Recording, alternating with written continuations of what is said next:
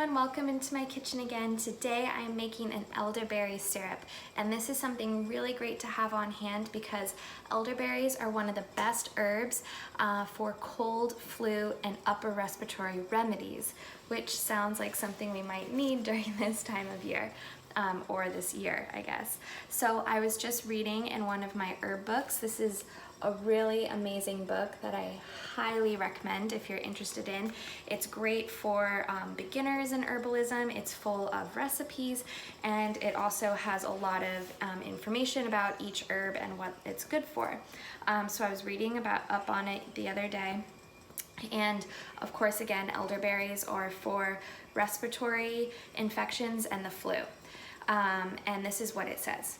So, an herbal preparation of elderberry extract was shown to be effective against a number of influenza viruses in both humans, clinical trials, and in vitro studies. In one placebo-controlled double-blind study, 93.3% of those taking the elderberry preparation saw a significant improvement in symptoms within 2 days.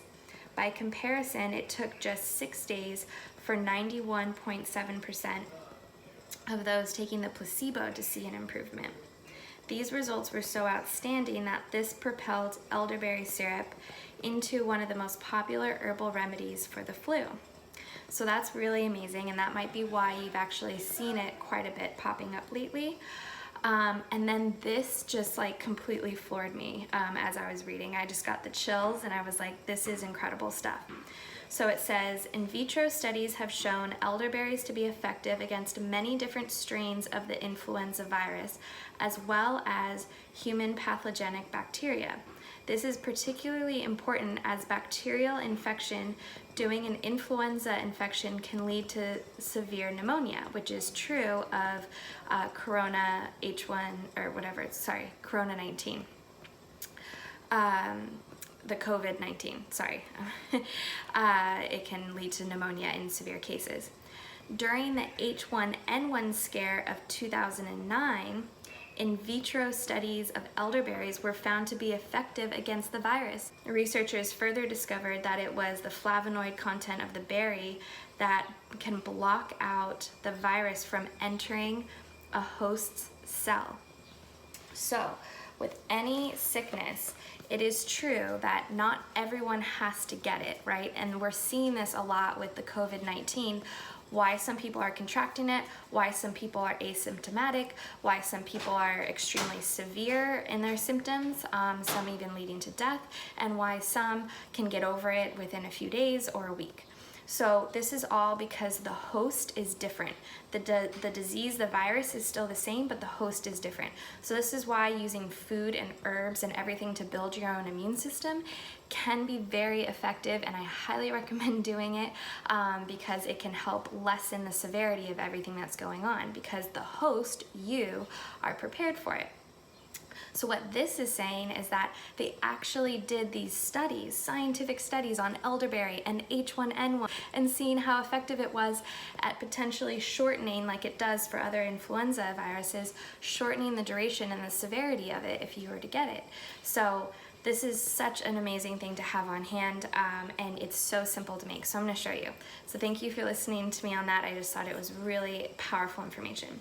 So I have my elderberries, and they are here. They look like this. They're obviously kind of purplish blue little dried up berries. So I only have a half a cup right now. So that's all I'm going to use. This recipe actually calls for a full cup, so I'm just having the recipe. But anyway, right now I also, on my stove in front of you, have 3 cups of water that I've brought up to a boil. I'm just going to turn that up a little bit more, and I'm going to add these berries in there. So what I'm going to do is I'm going to let them simmer for about 30 to 45 minutes. So I got the elderberries in there. Now I'm gonna be adding some cloves. So cloves are also really fantastic at being antiviral. They're very antiseptic. When you think of antiseptic, that's like something that's like wicking away moisture, wicking away stuff that doesn't belong there. It's kind of tanniny.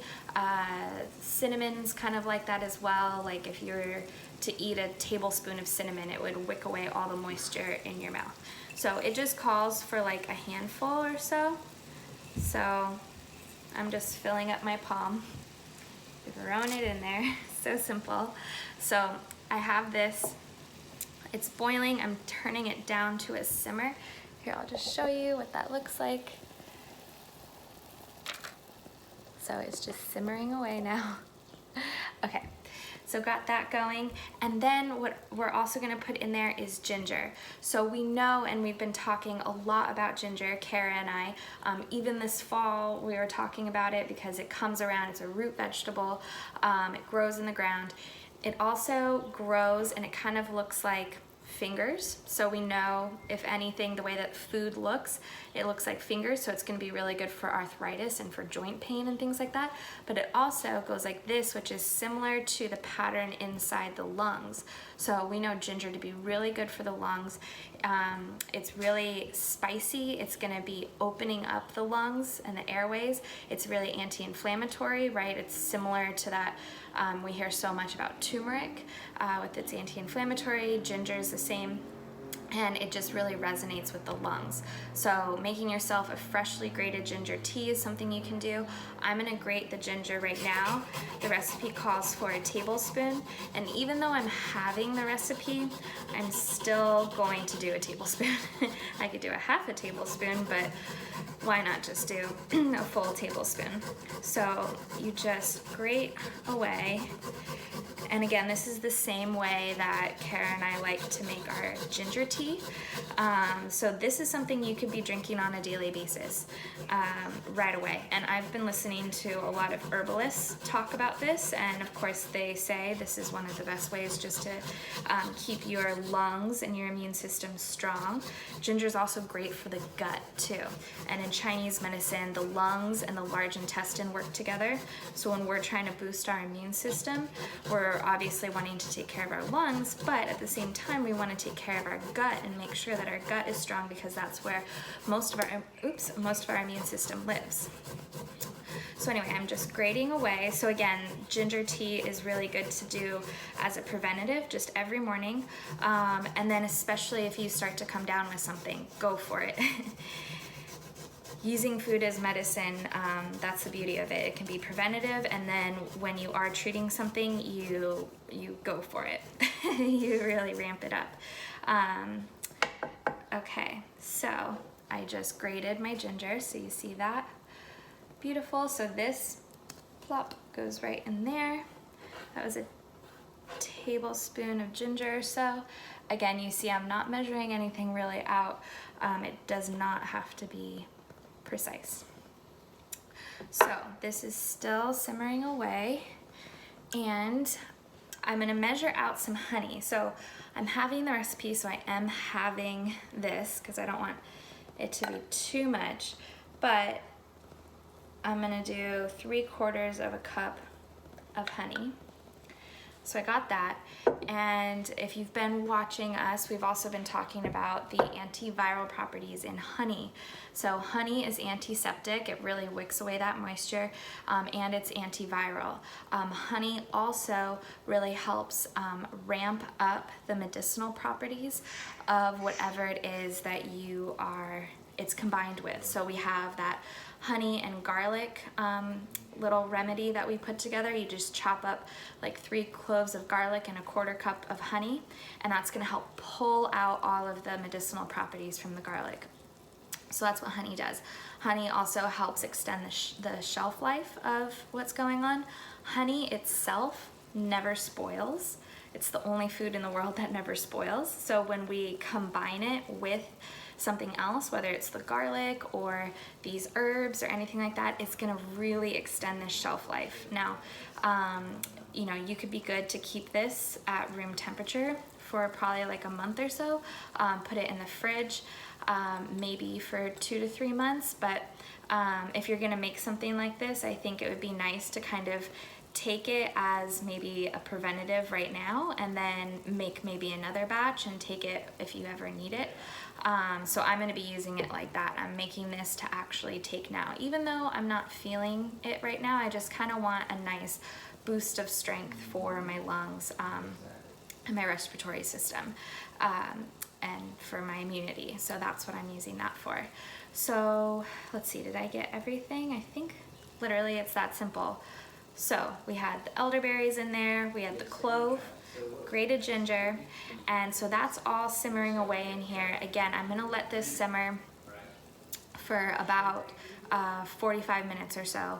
And then once that's done, so basically the 3 cups that are in there are gonna reduce down as it's simmering, right? Because it's evaporating. So what that's doing is it's concentrating the herbs that are in there. It's gonna reduce down, and then I'm going to strain out all of the herbs, squeeze them all out, make sure everything is in that liquid. And then I'm gonna mix the liquid in here with the honey. And then I'm gonna pour everything into my medicine bottle. So this is what everything is gonna go into. And so then I can just take about 2 teaspoons a day. And then if you are treating something and using this, you would wanna take 2 teaspoons of it every 3 hours.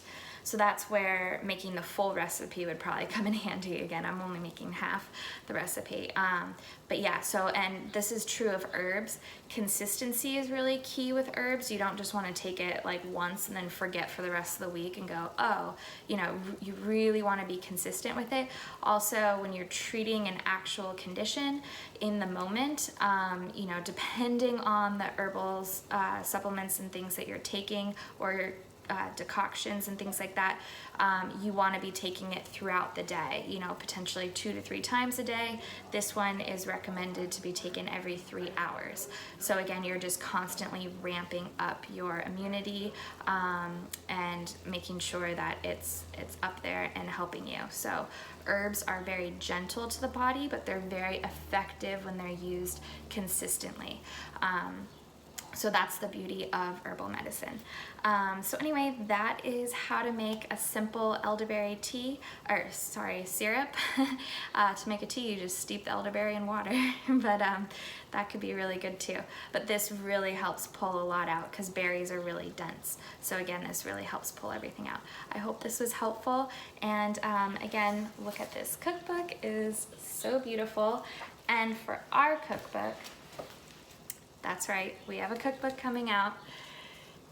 How gorgeous is that? So in this cookbook, we have all of these amazing healing recipes in here too.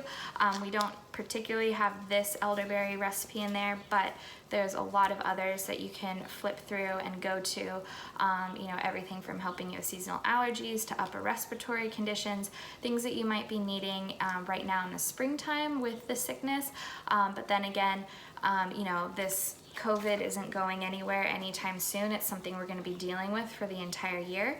So get your hands on this cookbook as soon as we have it available for sale, because you're going to want all of these recipes to take you through summer, and then especially again in the fall, because that's when cold and flu season comes up again, is in the fall, and that's the respiratory season. So you'll want to get your hands on this cookbook so that you know how to take care of yourself. All right, thanks for joining, and I'll see you next week.